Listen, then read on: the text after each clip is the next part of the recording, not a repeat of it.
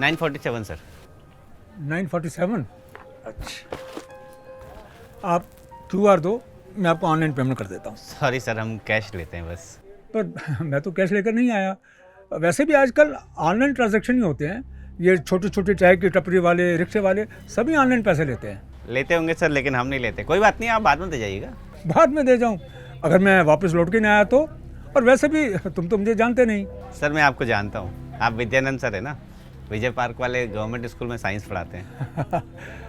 पढ़ाता हूँ नहीं, पढ़ाता था।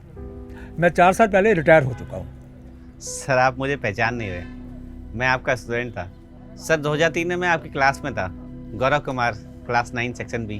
अच्छा, लेकिन मैं तो अपने स्टूडेंट्स के सबके फेसेस पहचानता हूँ, लेकिन तुम्हें नहीं पहचान पा रहा। कैसे पहचानेंगे सर, मैं स्कूल में पढ़ा ही कितने दिन था। तिमाही के एग्ज़ाम में हाई स्कूल में आपने मुझे नकल करते हुए पकड़ लिया था और पिताजी को भी बुला लिया था घर से। उसके बाद ना मैं कभी स्कूल आया ना पढ़ाई करी। ओह, आई एम रियली सॉरी, मेरी वजह से तुम्हारी पढ़ाई बीच में रुक गई। दरअसल मुझे ऐसा बिहेव नहीं करना चाहिए था। अरे नहीं सर, आप पछतावा क्यों कर रहे हो? उल्टा मुझे तो इसका फ़ायदा हुआ है। मैंने कम उम्र में ही दुकान का सारा काम सीख लिया, दुकान संभाल ली, और नतीजा ये है कि आज मैं लाखों की अर्निंग कर रहा हूँ। और अगर अपने दोस्तों की तरह रहता ना तो फिसड्डी होता मैं आज। लेकिन ये भी तो हो सकता था कि ज़्यादा पढ़ाई करके तुम ज़्यादा कामयाब होते। किताबी बातें हैं सर, किताबों तक ही अच्छी लगती हैं। अब देखिए ना, मेरे कई दोस्त हैं MBA BCA करके 50-60 हज़ार की नौकरी कर रहे हैं, और मुझे देखिए, मैं इतने पैसे तो ना अपने नौकरों को तनख्वाह देता हूँ हर महीने। अब बताइए, मैं ज़्यादा अच्छा रहा कि वो? लेकिन मेरी नज़र में एक एजुकेटेड इंसान की वैल्यू एक अनएजुकेटेड से ज़्यादा है, भले ही उसकी अर्निंग कितनी भी कम हो। नहीं नहीं सर, मैं ऐसा नहीं मानता।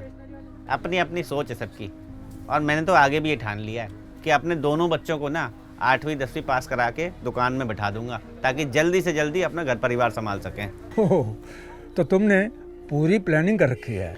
करनी पड़ती है सर, वरना जीवन कैसे चलेगा? दुनिया बहुत जालिम है।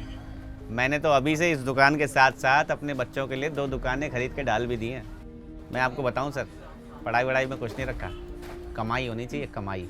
कमाई करना अच्छी बात है मिस्टर गौरव, लेकिन बिना टैक्स के वो इलीगल है। इनकम टैक्स डिपार्टमेंट, तुम्हारी टैक्स चोरी की शिकायत हमें बहुत दिनों से मिल रही थी। सर क्या बात कर रहे हैं सर, मैं अपना टैक्स रेगुलर भरता हूँ। कितना टैक्स भरते हो और कितनी कमाई करते हो ये हम अच्छे से सुन चुके हैं। और इस फोन में सब रिकॉर्ड हो चुका है। सर एक मिनट सर, आप रुकिए सर। सर ये रख लीजिए सर, बाकी रफा दफा कर लीजिए मामले को सर। तुमने हमें रिश्वतखोर समझ रखा है? बेटा तू जेल जाके ही मानेगा। रुक अभी। सर फ़ोन मत कीजिएगा सर प्लीज़। सर थोड़ा कम पढ़ा लिखा हूँ सर, तो इसलिए आपसे कैसे बात करनी है वो समझ नहीं पाया सर। चल, कम से कम तूने ये तो माना कि तू कम पढ़ा लिखा है, इसलिए बात करने की तमीज़ नहीं है, वरना तू विधानंद सर से ऐसा बर्ताव नहीं करता। तू जानता है मैं भी सर का स्टूडेंट रहा हूँ।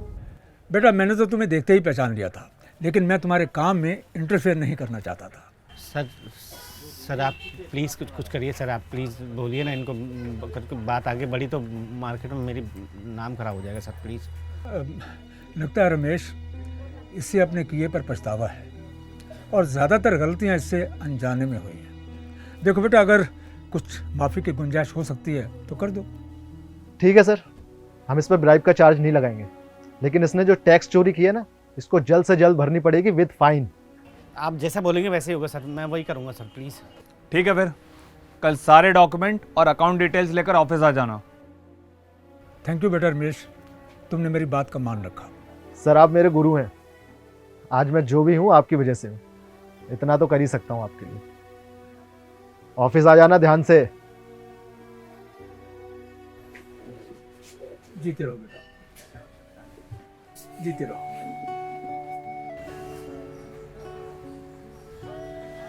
सॉरी सर, मैं अपनी नादानी में एजुकेशन की वैल्यू ही भूल गया था। मुझे अब समझ में आ गया सर कि पढ़ाई की क्या अहमियत होती है। बेटा गौरव, तुम्हारे साथ जो कुछ भी हुआ सो हुआ, लेकिन तुम अपने बच्चों को अच्छी एजुकेशन देना, ताकि वो तुम्हारा काम संभालें या किसी और ट्रेड में जाए, ये चॉइस उनकी अपनी होगी। बेटा, तुम अपना ये सामान रख लो, मैं घर जाकर बेटे के हाथ कैश भिजवा दूंगा और ये सामान मंगवा लूंगा। शर्मिंदा कर रहे हैं सर आप।